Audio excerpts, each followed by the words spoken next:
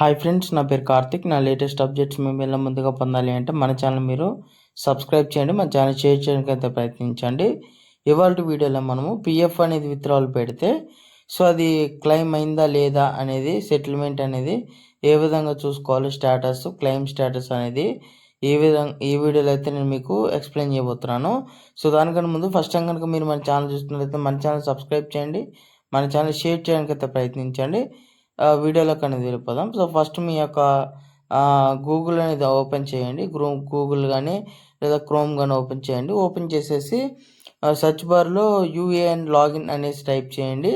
Type చేయగానే మీకు ఫస్ట్లో వస్తుంది యూఏఎన్ ఈపిఎఫ్ఓ అనే వస్తుంది.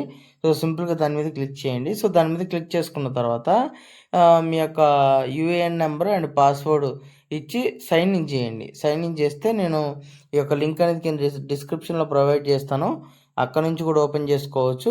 సో డైరెక్ట్గా మీరు లాగిన్ చేయండి. సైన్ ఇన్ చేసిన తర్వాత మీకు వన్ టైం ఓటీపీ అనేది వస్తుంది.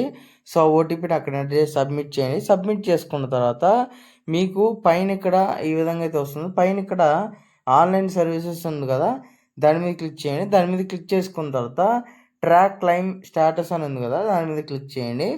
క్లిక్ చేసుకున్న తర్వాత మీకు ఇక్కడ tracking IDs and form types, form 10C, form 19, form 31 ఈ విధంగా అయితే వస్తుంది.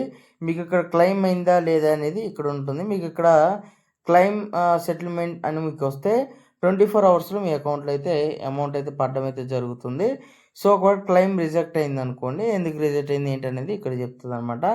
సో క్లెయిమ్ అనేది సెటిల్మెంట్ అవుతే మీకు 24 అవర్స్లో మీ బ్యాంక్ అకౌంట్కి పడుతుంది అనమాట అమౌంట్ అనేది.